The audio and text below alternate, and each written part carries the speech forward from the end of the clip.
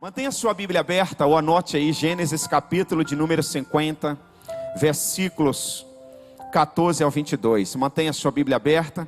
Antes de ler a passagem, eu quero narrar aqui a história de um homem fantástico. A história desse homem que vai falar conosco hoje. Nós vamos aprender muito com ele.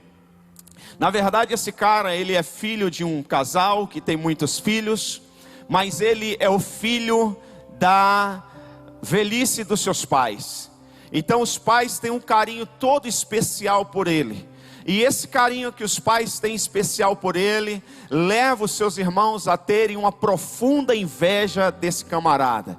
E esses irmãos um dia planejaram matar esse indivíduo. Aí tinha o menos mal que disse: não vamos matar não, vamos jogar no poço, né? Deixa ele aí, a gente fala para o nosso pai que uma fera matou ele. Ele não vai saber sair sozinho desse poço, então ele vai morrer aí de fome ou com as feras devorando. O outro homem, um outro irmão, menos mal ainda, ele disse assim: não vamos deixar o nosso irmão aí no buraco não, tá vindo ali os egípcios, vamos vender para eles, para os egípcios. E aí um militar chamado Potifar se interessou pelo jovem chamado José. Ele foi vendido como escravo para o Egito. Lá no Egito ele foi servir na casa desse militar chamado Potifar.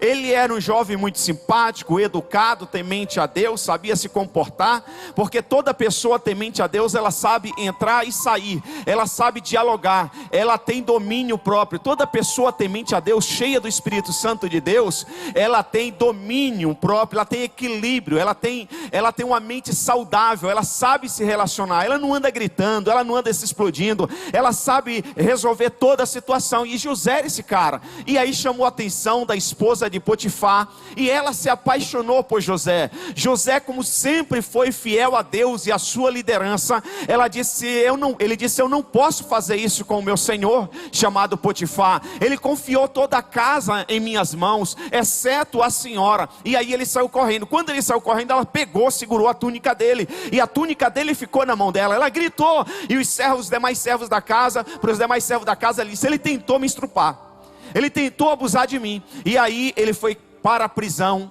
injustamente. Ele ficou preso por tentar e ser fiel a Deus e ao seu Senhor. Lá na prisão ele conheceu o copeiro e o padeiro. E lá um dia o copeiro e o padeiro do rei tiveram um sonho. José, usado por Deus, interpretou esse sonho para o padeiro e para o copeiro. A um ele disse que ele ia ser liberto, mas ia morrer no dia seguinte, ia ser decapitado. Ao outro ele disse: você vai ser restituído ao seu cargo. E assim aconteceu. Mas José disse para o outro: quando vocês chegarem lá no palácio, conta a minha história para o rei. Mas o cara não contou a história para o rei, e José continuou no cárcere, continuou na prisão. Um dia o rei do Egito, Faraó, teve um sonho, e ninguém soube interpretar esse sonho. Alguém lembrou de José na prisão e disse: tem um homem lá na prisão que ele sabe interpretar sonho, ele é usado por Deus. E aí o rei mandou chamar José. Não é que José interpretou o sonho do rei.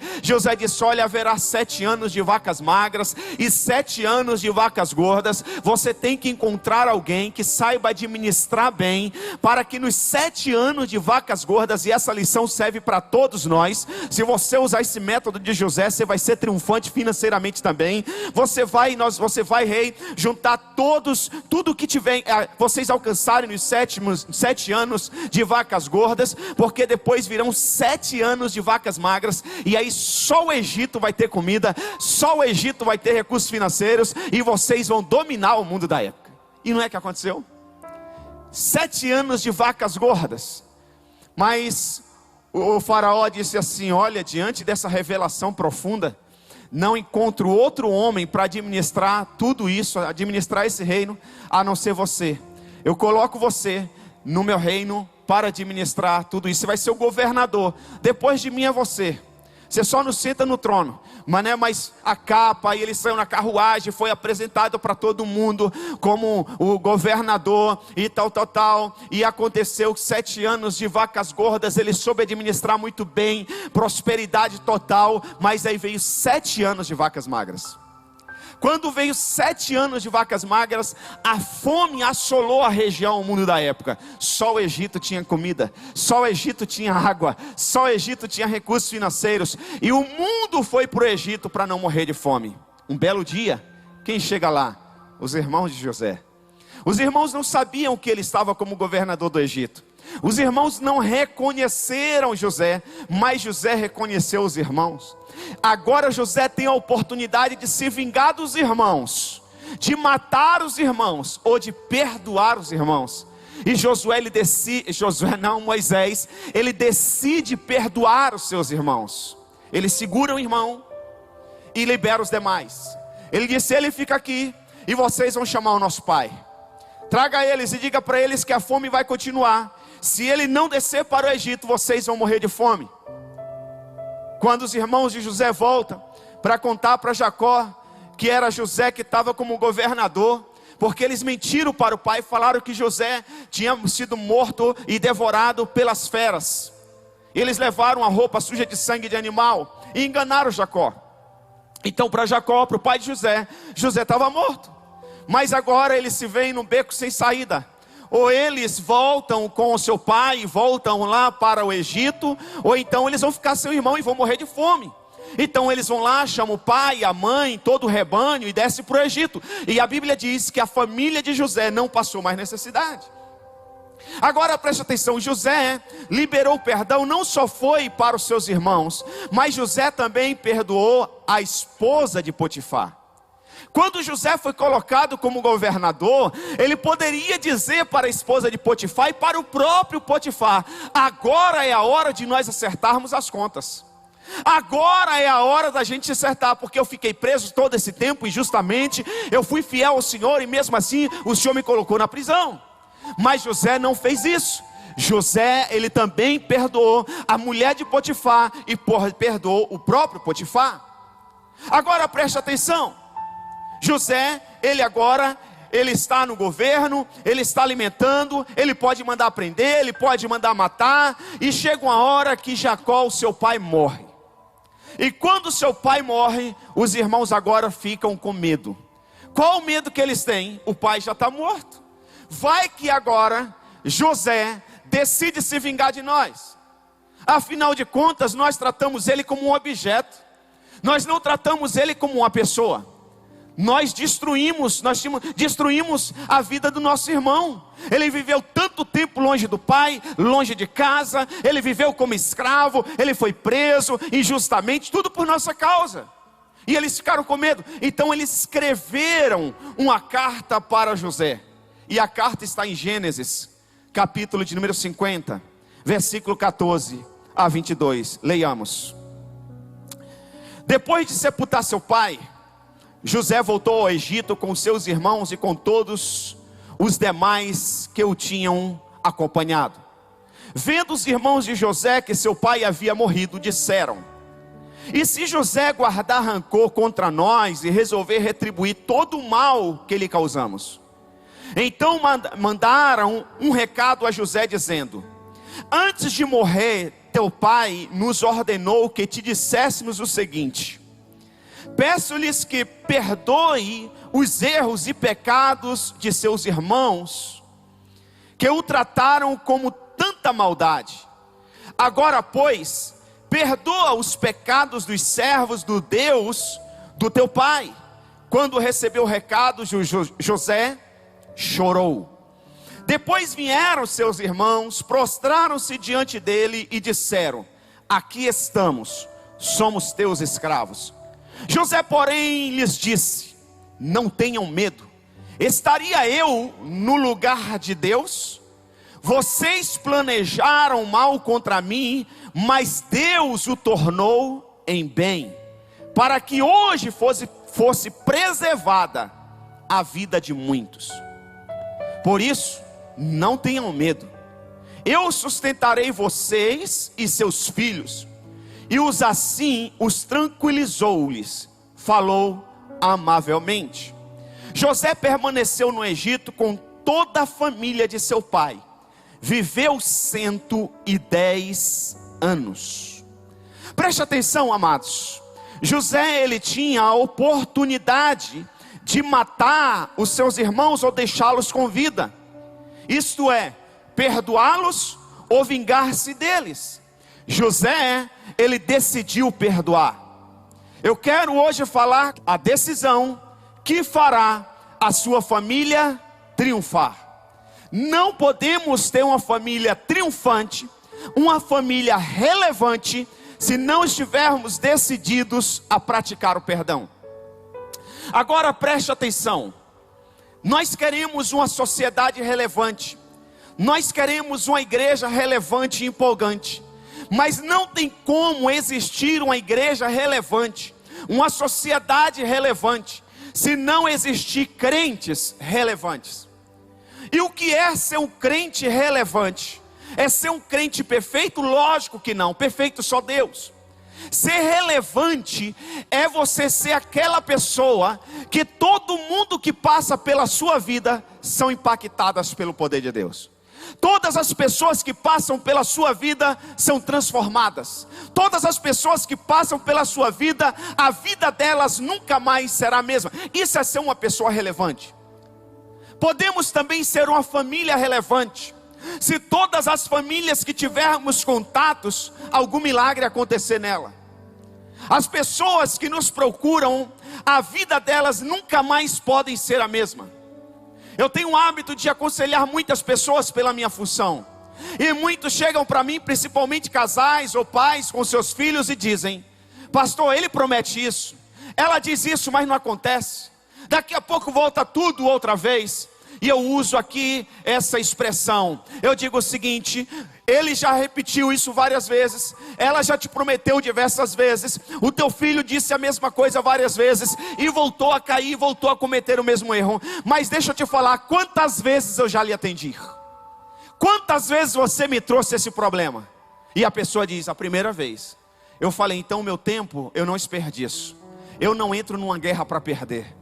Eu não vim aqui para a sua vida continuar a mesma coisa. Eu não separei esse tempo para a sua vida sair daqui 2, 3, 4 dias continuar a mesma coisa. Eu estou te dando a minha vida para impactar a sua vida, para gerar transformação na sua vida. Isso nós podemos ser como família, como pessoas. Todos nós podemos fazer isso. Nós precisamos nos apropriar disso. Mas para fazermos isso precisamos ter legalidade. Nós precisamos praticar o perdão. Nós precisamos estar livre para não cometer nenhuma brecha para Satanás. José, ele decidiu perdoar os seus irmãos. José, ele decidiu proporcionar a vida para os seus irmãos. José, ele decidiu caminhar mais uma milha. Ele decidiu acreditar. Ele decidiu jogar aquele passado no mar do esquecimento. A grande verdade é que José, ele tinha mente cristã, pele grossa e coração humilde. Vamos dizer juntos? José tinha mente cristã. O apóstolo Paulo disse que nós temos, vocês porém têm a mente de Cristo. Ou ele diz: nós porém temos a mente de Cristo. Diga: eu tenho a mente de Cristo. Quem tem a mente de Cristo é um perdoador. Quem tem a mente de Cristo libera o perdão. José tinha mente cristã, pele grossa e coração humilde. Jesus disse: aprendam de mim, porque sou manso e humilde de coração. Nós precisamos ter um coração igual ao de Jesus. Precisamos aprender com Jesus, ser manso. Não perdeu nenhuma batalha. Enfrentou todas as suas guerras. Enfrentou todas as suas batalhas. Foi tentado em tudo. E não cometeu nenhum pecado. Enfrentou todas as religiões da época. Colocava os fariseus, saduceus, os eféus no bolso. Mas não foi estúpido com ninguém. Não foi ignorante com ninguém, não machucou fisicamente e nem feriu verbalmente ninguém. Manso e humilde como Jesus. Se José fosse como alguns de nós, hipersensíveis, sua história seria pequena. A história de muitas pessoas hoje são pequenas porque elas são super sensíveis. Você não pode corrigi-la, você não pode ensiná-la, você não pode confrontá-la, você não pode apontar o erro, você não pode mostrar algo que ela precisa melhorar, porque é super sensível. A história dessas pessoas nunca crescem, nunca avançam. Elas vivem sempre no mundo medíocre, sempre na média, sempre na pequenez. Veja o casamento, que os casais não aceitam confronto, os filhos que não aceitam ser corrigidos, os pais que não aceitam orientação, a família família é destruída. Mas quando nós temos o coração como o de Jesus, manso e humilde, nós aceitamos o confronto, nós aceitamos a correção, e a nossa história cresce, a gente avança, começa a voar como as águias. A história de José seria pequena, sua vida seria marcada pela insignificância, e ele não chegaria onde chegou. Se quisermos construir uma família abençoada por Deus, precisamos ser manso e humilde como Jesus, para dizer, como disse José: eu te perdoo. Eu te perdoo. José disse: eu te perdoo, fique em paz. Eu vou alimentar vocês, a sua família, o seu rebanho. Ninguém vai passar fome. Eu te perdoo. Agora vejamos exatamente o que significa perdoar. Não basta aprender sobre perdão se não aprendermos o que significa perdoar. Rapidamente, se você quiser anotar, anote, ou então tire foto da tela rapidamente. Perdoar é reconhecer que só Deus tem o direito de julgar.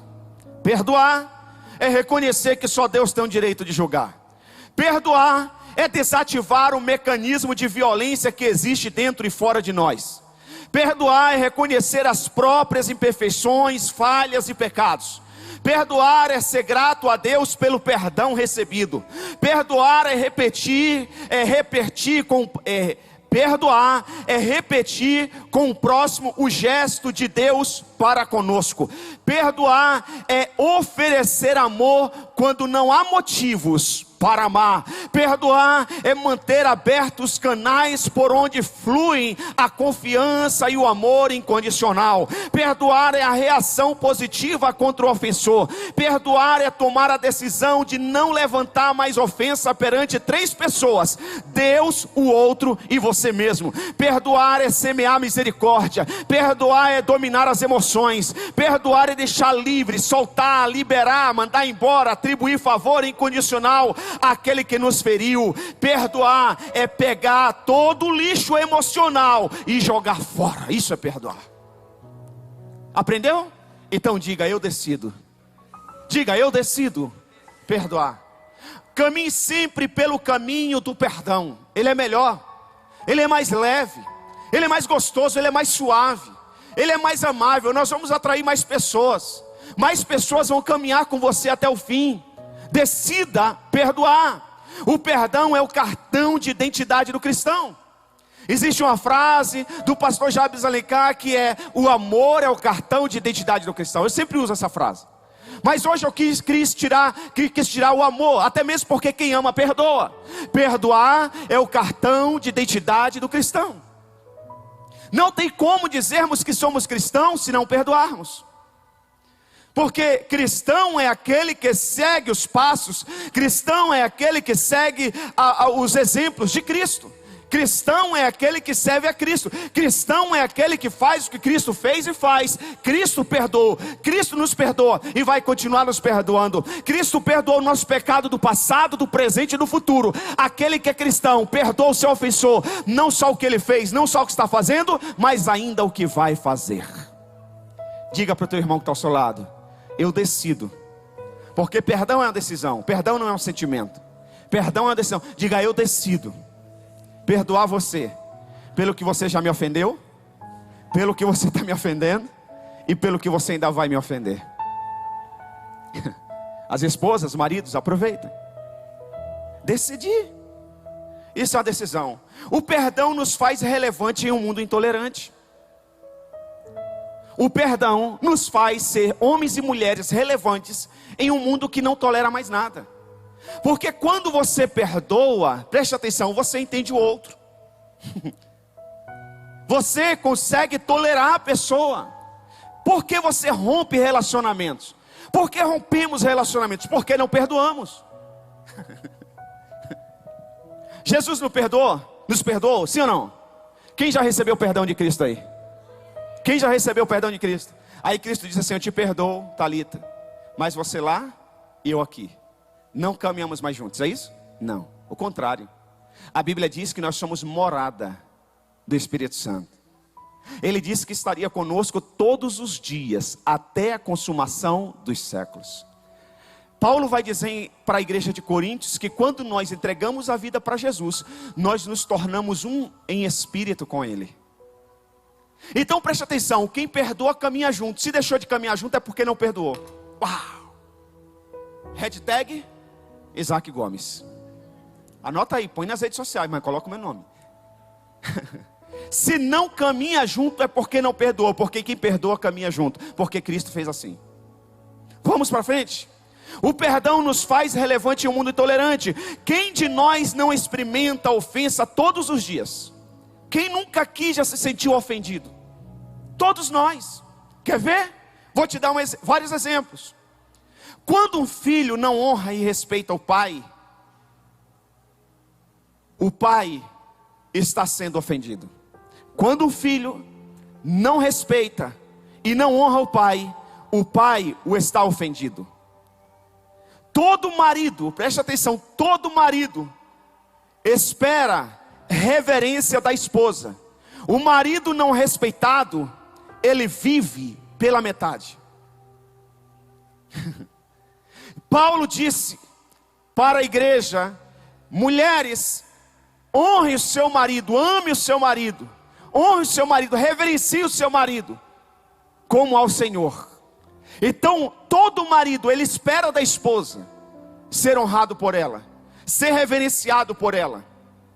O que é reverenciar? O que é honrar? É falar bem, é tratar bem, é não ofender, é cuidar, é amar, é ter prazer de estar juntos. É sempre maximizar as virtudes e nunca os defeitos. Isso é honrar. Então todo marido que não é honrado pela esposa, ele vive pela metade, ou seja, ele é ofendido. É importante nós entendermos isso. Toda esposa espera do marido carinho, aconchego e atenção personalizada. Preste atenção, maridos. Você não pode dar atenção para a sua esposa do mesmo jeito que você dá para o seu amigo. Você não pode dar atenção para a sua esposa do mesmo jeito que você dá para o seu pastor. A atenção da sua esposa, ela tem que ser personalizada. Ela tem que saber que você está sempre à disposição dela para ouvi-la, para cuidá-la, para amá-la, para protegê-la, para atendê-la a hora, o dia e o momento que ela precisar, independente das circunstâncias. Atenção personalizada. E quando eu aprendi isso? Eu contei de manhã, deixa eu contar rapidinho aqui. Em 2009 eu fiz uma conferência em São Paulo, eu era pastor dos jovens. Eu trouxe um pastor americano para falar para os jovens, pastor Adam McKay. Pastor Adam McKay, ele era presidente do seminário Christ for Nation, Cristo para as Nações, em Dallas. Fizemos amizade. Em 2015, ele veio ao Brasil. Só que foi para o Rio de Janeiro. Eu fui para o Rio para encontrá-lo. Passei sábado e domingo com ele. Quando eu estava vindo embora no domingo, eu disse: pastor Adam, em agosto eu vou estar, isso foi no mês de maio, em agosto eu vou estar nos Estados Unidos, em Dallas. Ele disse: uau, vamos almoçar ou jantar? Quero estar com você. Falei: legal. Então, como eu já sei um pouco como funcionam os americanos, eu agendei com a assessoria dele, com o intérprete, tudo com muita antecedência. Quando eu cheguei nos Estados Unidos, eu avisei outra vez: já estou aqui, está combinado, dia tal, hora tal. Ele falou: beleza. Chegou o dia, ele ia ministrar no seminário, na abertura daquele semestre, do segundo semestre do seminário. Então nós combinamos, após o culto de abertura do seminário Christ for Nation, a gente sai para jantar. Perfeito. Lá ele estava, ele me cumprimentou, saímos depois da reunião para o nosso encontro. Convidei outros pastores amigos para aprenderem com ele.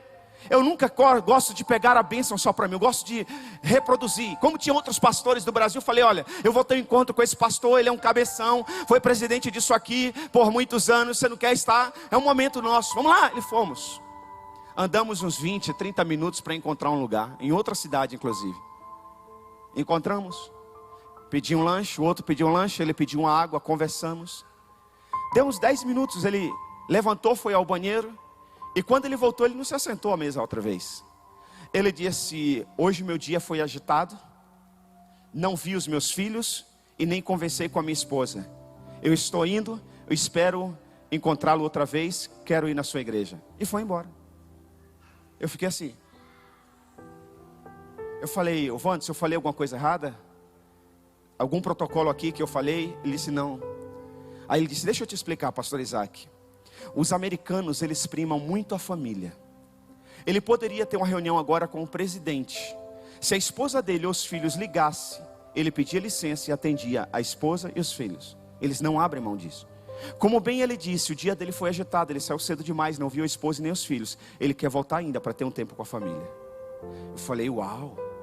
Depois disso, eu posso estar em qualquer reunião. Minha esposa ligou, não precisa nem falar, pode atender. Eu peço licença, eu atendo. É meus filhos, eu atendo. Talvez se você ligar, dependendo da reunião, eu não vou atender. Mas se for a minha família, eu vou.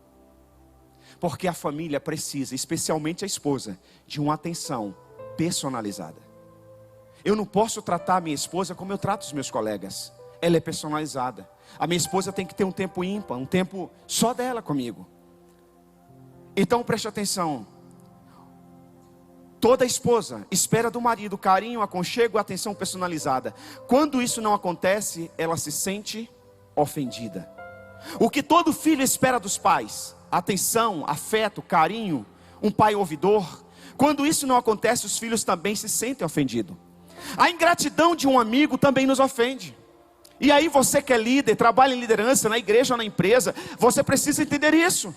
Porque se você ficar magoado toda hora com a ingratidão de alguém, você vai viver eternamente ofendido. Então você tem que decidir perdoar. Porque se você não perdoar, você vai viver ofendido. E aquele que sempre está ofendido só sabe ofender. Diga comigo, o ofendido ofende.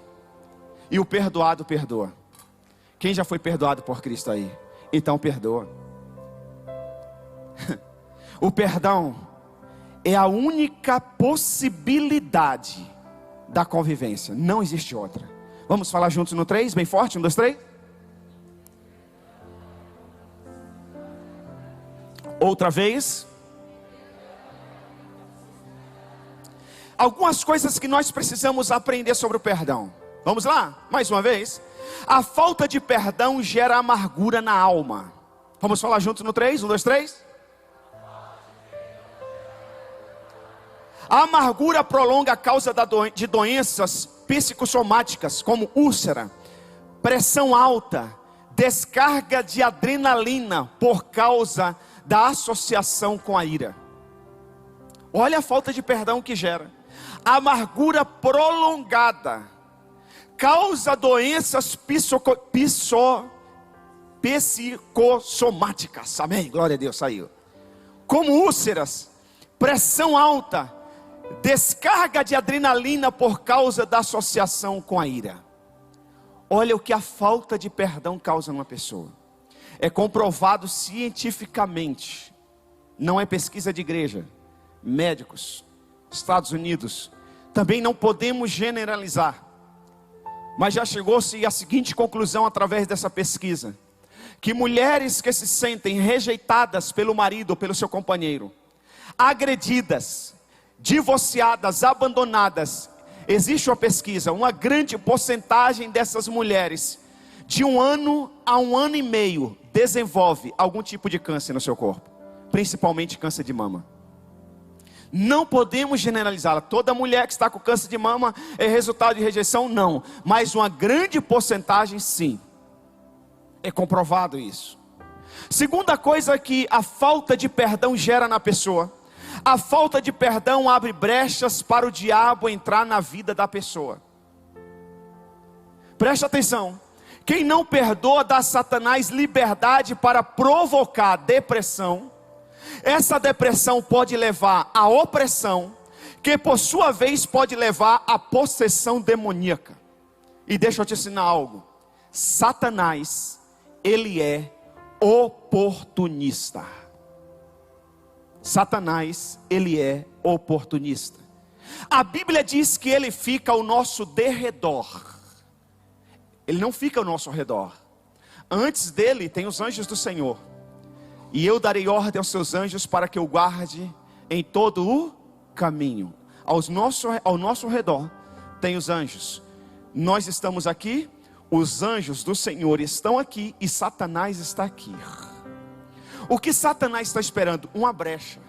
Você deu uma brecha, ele entra. E quando ele entra, João capítulo 10, versículo 10 diz que ele só vem para matar, roubar e destruir. Por que tantas pessoas com depressão nos dias de hoje? Também não podemos generalizar que todo mundo com depressão é falta de perdão, mas uma boa porcentagem sim. A depressão leva à opressão. A depressão leva à depressão. A depressão pode levar à opressão, que por sua vez pode levar à possessão demoníaca. E aí a pessoa muito chega até o suicídio. 2 de Coríntios capítulo 10, versículo 11 diz: se vocês perdoam alguém, eu também o perdoo. E aquilo que perdoei, se é que havia alguma coisa para perdoar, perdoei na presença de Cristo por amor a vocês. Agora versículo 11: a fim de que Satanás não tivesse vantagem sobre nós, pois não ignoramos as suas intenções. Olha o que o apóstolo está dizendo para a igreja de Coríntios. Ele está dizendo: galera, deixa eu te falar, não ignore as intenções do diabo. Porque tem gente que, não, diabo, não sei o que, Deus é com você. A Bíblia diz que maior é o que está em nós. Mas não ignore as intenções do diabo, até mesmo porque o diabo não tem pressa. O diabo não aliviou nem Jesus Cristo, quanto mais você. Depois de 40 dias de jejum, você já fez algum dia de jejum? Falar de jejum, amanhã a gente está começando o jejum pela The Globo. No final me lembra para falar, não deixa eu esquecer. Mas quando você jejua, você fica super sensível a Deus. O jejum não muda Deus, o jejum muda a gente. A gente fica sensível. Depois de 40 dias e 40 noites, o Senhor Jesus jejuando, quem apareceu na presença dele? O diabo, para tentá-lo. Então preste atenção, não ignore as intenções do diabo. E Paulo vai dizer: sabe por que eu perdoei vocês? Primeiro, porque eu amo vocês. Segundo, a fim de que Satanás não tivesse vantagem sobre nós. Preste atenção, quando você já ouviu, ou se você já disse isso, alguém que te ofendeu, você diz: eu? Perdoar fulano? Nem morta, ou nem morto. Sabe por quê? Ele não merece o perdão, ele vai ter que morrer, ele vai ter que sofrer. Olha o que o diabo faz. O diabo coloca na nossa mente que se você não liberar o perdão, quem vai sofrer é o outro. Não é isso que o diabo fala? Mas olha o que a Bíblia está dizendo. Olha o que a Bíblia está dizendo. Para que Satanás não tivesse vantagem sobre nós. Tanto quem não perdoa, com aquele que ofendeu e não recebe o perdão, os dois são prejudicados. Então preste atenção. Eu já vi famílias dizerem assim, marido, esposa dizer: se ele fizer tal coisa, eu não perdoo, pastor. Ou então, eu não perdoo fulano porque não merece, ele vai ter que sofrer. Não, você também sofre. Quando você não perdoa, você anda com aquele que te ofendeu 24 horas, todos os dias da sua vida, até você perdoar. O cara está lá na Disney, está se divertindo, e você está aqui sofrendo, porque você vive aquela situação como se fosse hoje, sendo que ela aconteceu anos e anos atrás. Então preste atenção, vale a pena perdoar. Em outras palavras, o que o apóstolo Paulo está dizendo é o seguinte: eu perdoo vocês para não ser vencido pelo diabo. Você não quer ser vencido pelo diabo? Então libere perdão, perdoe. Terceira coisa, quem não perdoa, desenvolve um câncer na alma. Diga comigo, vamos falar junto no 3, 1, 2, 3, bem forte, 1, 2, 3. Um câncer na alma. Efésios 4, versículo 31 e 32. Livre-se de toda,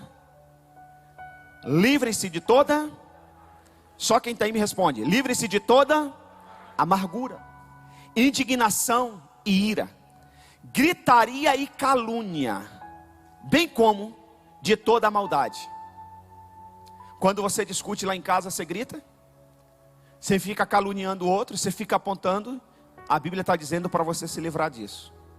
Paulo está dizendo para você se livrar disso. Bem como de toda a maldade. Seja bondoso e compassivos uns para com os outros, perdoando-se mutuamente, assim como Deus perdoou vocês em Cristo. Olha o que o autor aos Hebreus vai dizer. Guarda esse texto, vamos ler de novo. E em seguida a gente vai ler Hebreus. Vamos lá. Sejam bondosos e compassivos uns para com os outros, perdoando-se mutuamente. Eu perdoo você, você me perdoa, beleza? Eu te perdoo, você me perdoa, então dá para caminhar juntos.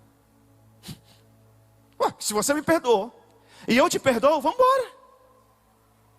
Então não precisa ter greve em casa de mulher para com marido. Não precisa, porque perdoa. Não precisa, é uma maldade, isso é ou não é? Então a Bíblia está dizendo, livre-se de toda a maldade. Olha aqui, preste atenção. Agora vamos ler Hebreus. O que diz Hebreus 12, versículo 15? Cuidem que ninguém se exclua da graça de Deus, que nenhuma raiz de amargura brote e cause o quê? Perturbação, contaminando a muitos. Olha o que o autor aos Hebreus está dizendo. Cuide-se que ninguém se exclua da graça de Deus. Presta atenção. Quando você não perdoa, ei meu Deus, segura essa aí. Quando você não perdoa alguém, você está se excluindo da graça de Deus. O que é graça? O que é graça? Favor imerecido. Mas não só você está se excluindo, como você está excluindo o outro. Por quê? Por quê? Porque Jesus nos ensinou a orar assim: Pai nosso, santificado, venha a nós e seja feito, assim na terra. Perdoa. Vamos lá, perdoa. Assim. Ou seja, se você não perdoar o outro, você não vai ser perdoado. E o perdão de Deus sobre nossas vidas é o quê? Graça, favor. Então quando você não perdoa o outro, você está dizendo assim para Jesus: eu não preciso da sua graça, deixa que eu me viro sozinho. Deixa que eu resolva essa parada sozinho. O senhor não precisa me abençoar não. Eu vou resolver na força do meu braço. Eu vou resolver no meu argumento. Deixa comigo, você vira. Fica com a tua graça para ir. O autor dos Hebreus está dizendo: cuidem que ninguém se exclua da graça de Deus, que nenhuma raiz de amargura brote e cause perturbação, contaminando-os a muitos. Você já viu uma pessoa contaminada, uma pessoa amarga? Ela fere um monte de gente, ela contamina um monte de gente. Por isso que pessoas que rompem muitas vezes com empresa, com igreja, com várias coisas, ela sempre quer tirar os outros, ela quer contaminar todo mundo, porque a amargura tem essa função, contaminar a muitos. Você já viu quando dá confusão lá em casa? Você que já teve confusão na sua casa, você ficou amarga, você ficou amargo, você contaminou seu filho, você contaminou o parente, você contaminou a nora, você contaminou todo mundo ficou um irado com o outro, ninguém se entendia mais. Porque a amargura tem essa função de contaminar a muitos. Então preste atenção, o autor está dizendo: cuidem que ninguém se exclua da graça de Deus, que nenhuma raiz de amargura brote e cause perturbação, contaminando a muitos. Agora preste atenção. 4. Não perdoar prejudica nosso relacionamento com Deus. Perdoar prejudica o nosso, não perdoar prejudica o nosso relacionamento com Deus. Segura essa aí. 1 de João capítulo 7, versículo 1 de João, capítulo 1, versículo 7 a 9. Diz assim: se porém andarmos na luz, como Ele está na luz, temos comunhão com quem? Vamos lá, temos comunhão com quem? Então se eu não tenho mais comunhão com alguém, isso quer dizer que eu não estou na luz. Está vendo que ser cristão não é brincadeira? Não, pastor. Ele lá e eu aqui. Então você não está na luz. Porque quem anda na luz, se porém andarmos na luz, como Ele, Jesus, está na luz, temos o quê? Comunhão uns com os outros. E o sangue de Jesus, seu Filho, nos purifica de todo o pecado. Então isso quer dizer, se eu não tiver comunhão com outro irmão, eu não estou na luz, e o sangue de Jesus não vai perdoar os meus pecados. Por que não vai perdoar? Porque eu me excluí da graça de Deus. Eu estou dizendo: eu não preciso do seu perdão, Senhor. Eu não preciso, então eu não vou perdoar ninguém. Porque já que o Senhor só me perdoa se eu perdoar alguém, então eu não preciso, porque eu não vou perdoar. Isso que você está dizendo. Agora continua o texto: enganamos-nos a nós mesmos, e a verdade não está em nós. Agora, se confessarmos os nossos pecados, Ele é fiel e justo para perdoar os nossos pecados e nos purificar de toda injustiça. De toda injustiça. Em quinto lugar, a falta de perdão mantém a pessoa presa. Diga comigo, vamos falar no 3. 1, 2, 3, bem forte. 1, 2, 3. Mateus, capítulo de número 18, versículo 21 a 35. Nos primeiros versículos, Pedro quer pressionar Jesus. Ele quer ser o cara. Ele quer ser elogiado. Por quê? Porque os fariseus não perdoavam ninguém. Na época da lei era olho por olho e dente por dente. Então Pedro tem uma sacada de malandro. Ele diz assim: eu vou fazer uma pressão sobre Jesus. Ele vai me elogiar e todo mundo aqui vai me aplaudir. Olha o que Pedro vai fazer, perguntar para Jesus. Então Pedro aproximou-se de Jesus e perguntou: Senhor, quantas vezes deverei perdoar a meu irmão quando ele pecar contra mim? Até 7 vezes? Porque os caras não perdoavam nenhuma. 7 vezes já está bom demais. Mas Pedro, ele é surpreendido. E olha o que o Senhor Jesus vai responder. Jesus respondeu: eu lhes digo, não até 7 vezes, mas até 70 vezes 7. E ainda bem que Pedro só falou 7, porque imagina se ele falasse 20. Ia ser 20 vezes 70. 70 vezes 7. Por isso, aí Jesus vai explicar. Por isso, o reino dos céus é como um rei que desejava acertar a conta com seus servos. Quando começou o acerto, foi trazido à sua presença um que lhe devia enorme quantidade de prata. Como não tinha condições de pagar, o Senhor ordenou que ele, sua mulher e seus filhos, e tudo que ele possuía fosse vendido para pagar a dívida. O Senhor prostrou-se diante dele e lhe perguntou. O servo prostrou-se diante dele e lhe implorou: tem paciência comigo e eu te pagarei tudo. O Senhor daquele servo teve compaixão dele, cancelou a dívida e o deixou ir. Mas quando aquele servo saiu, encontrou um de seus conservos que lhe devia 100 denários. Agarrou-o e começou a sufocá-lo, dizendo: pague-me o que me deve. Então o seu conservo caiu de joelhos e implorou-lhe: tenha paciência comigo e eu lhe pagarei. Mas ele não quis, antes saiu e mandou lançá-lo na prisão até que pagasse a dívida. Quando os outros servos, companheiros dele, viram o que havia acontecido, ficaram muito tristes e foram contar ao seu senhor tudo o que havia acontecido. Então o Senhor chamou o seu servo e disse: servo mau, cancelei toda a sua dívida, porque você me implorou. Você não devia ter tido misericórdia do seu conservo como eu tive de você? Irado, o seu senhor entregou-os aos torturadores, até que pagasse tudo o que devia. Aí termina o texto: assim também lhes fará o meu Pai Celestial, se cada um de vocês não perdoardes de coração o seu irmão. Quem não perdoa, a falta de perdão mantém a pessoa na prisão. O perdão de Deus para nós está condicionado ao nosso perdão às pessoas. Sexto, quem não perdoa alegra os demônios. Vamos falar juntos no 3, 1, 2, 3. Outra vez. Efésios, mais uma vez, 4, 31 e 32 diz: livre-se de toda amargura, indignação e ira, gritaria e calúnia. Preste atenção, se Deus está mandando você se livrar, é porque isso não agrada a Deus. Se não agrada a Deus, agrada quem? Se não alegra a Deus, alegra quem? Satanás. Então preste atenção, quando você age dessa forma, com amargura, com indignação, com ira, com gritaria, com calúnia e com toda a maldade, você está alegrando o coração de Satanás. Você está alegrando os demônios. Essa passagem deixa claro que a pessoa que não perdoa faz do seu coração uma vasilha cheia de tudo aquilo que alegra os demônios. Precisamos ser cheios de tudo aquilo que alegra ao nosso Deus. Perdão lava a alma. Jesus Cristo, que é o nosso grande referencial, o nosso exemplo único. A Bíblia diz que Jesus, antes de ser crucificado na última ceia, ele lavou os pés dos seus discípulos. Jesus, ele lavou os pés de Pedro. Jesus lavou os pés de Filipe, de João, Tiago, André, inclusive os pés de Judas.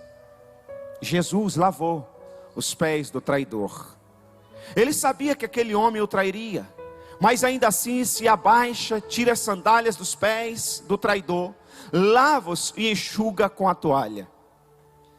A minha pergunta para você é, eu estou concluindo a mensagem. A minha pergunta para você é hoje: você está pronto para lavar os pés do Judas da sua casa? Você está pronto para lavar os pés do Judas da sua casa? Ou daquele que está querendo prejudicá-lo? Jesus não menosprezou os pés de Judas. E ao lavar os pés do traidor, a mensagem que ele passou para Judas foi o seguinte: você, Judas, desistiu de mim, mas eu não desisto de você. Quando você perdoa alguém que te ofendeu, você está dizendo: você desistiu de mim, mas eu não desisto de você. Por um instante, feche os seus olhos. Todos, feche os seus olhos. Traga à memória alguém que te feriu, alguém que te traiu. Lembra do nome dessa pessoa? Isso. Lembrou? Foi dolorido, não foi? Agora abra os seus olhos e diga para essa pessoa: você desistiu de mim, mas eu não desisto de você. Eu decido te perdoar. A melhor coisa que a gente pode fazer. Quem perdoa, lava a sua própria alma. A sua própria alma.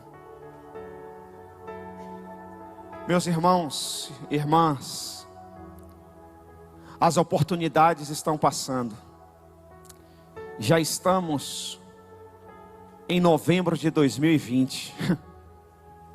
Ontem o meu garoto disse assim: pai, o ano que vem vai ser 2020. Falei: é. Ele disse: parece um negócio futurista. Eu falei: isso porque você nasceu ontem. Imagina a gente que nasceu nos anos 70. Chegar em 2020, irmãos. Eu fico imaginando o Jovelino, Agimiro, esses caras aí, chegar em 2020. Você está entendendo? O tempo está passando, queridos. Os dias passam rápido, as oportunidades estão passando. O melhor de Deus para a sua vida está passando. Enquanto isso, você está enroscado no seu passado, tentando desenroscar. Já passou tanto tempo e você continua no mesmo passo, todo enrolado. A vida de muitas pessoas aqui não vai para frente porque não libera o perdão. Tem gente com a vida profissional enrolada.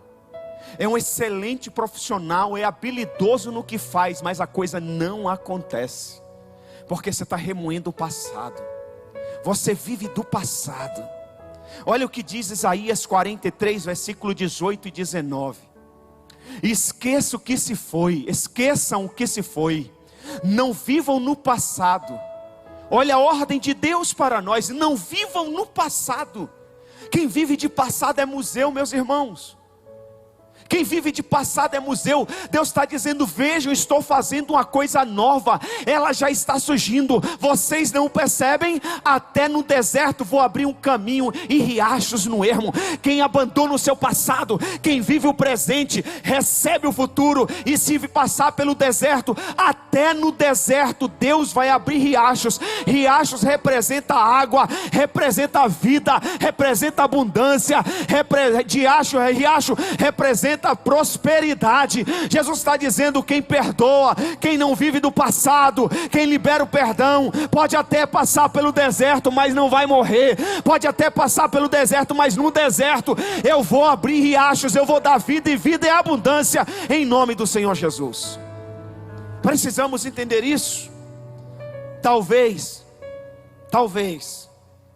o seu perdão hoje tenha a ver com seu pai, com a sua mãe, com o seu ex-marido, com o seu ex-patrão, com o seu ex-pastor. Você está tentando se acertar, mas só vai conseguir se você liberar o perdão. Essa situação de não liberar o perdão mina suas energias, queridos. Se coloque de pé em nome de Jesus. Não saia do seu lugar, não ande, só se coloque de pé. Essa situação que você tem vivido preso no passado mina suas energias, tira o seu foco. Tira o seu foco da sua própria vida e o faz perder de vista a razão de existir. Com isso você está minguando espiritualmente. Porém, amados, chegou a hora de você quebrar essa corrente maligna em nome do Senhor Jesus e lançar sua vida em outra direção, porque Deus tem algo maior, melhor e mais novo para você. Diga comigo, Deus tem. Diga, Deus tem algo maior, algo melhor e mais novo para a minha vida. Seu futuro, querido, vai ser tão grandioso em Deus, que seu passado vai parecer pequeno. Você recebe essa palavra? Você está pronto para romper com algumas coisas do seu passado? Você está pronto para jogar todo o lixo da alma fora? Se você estiver, eu te garanto o seguinte: você viverá uma nova dimensão de vida. Você viverá uma nova dimensão de vida. Ouça o que eu vou lhe falar. Tem muita gente precisando perdoar o pai que já morreu, perdoar a nora, o genro, o marido que foi embora. Quem não perdoa se fecha para a vida de Deus. Quem não perdoa revela egoísmo. Quem não perdoa revela indiferença e hipocrisia. Sem perdão, o processo de reconstrução para. O perdão é a faxina do coração. O perdão é a reconquista do amor. O perdão é a cura para memórias amargas. O perdão é a vitória de Deus sobre o diabo. Por isso que em Lucas capítulo 23, versículo 34, Jesus disse: Pai, perdoa-lhes, pois não sabem o que estão fazendo. Feche os seus olhos. Coloque a mão sobre o seu coração.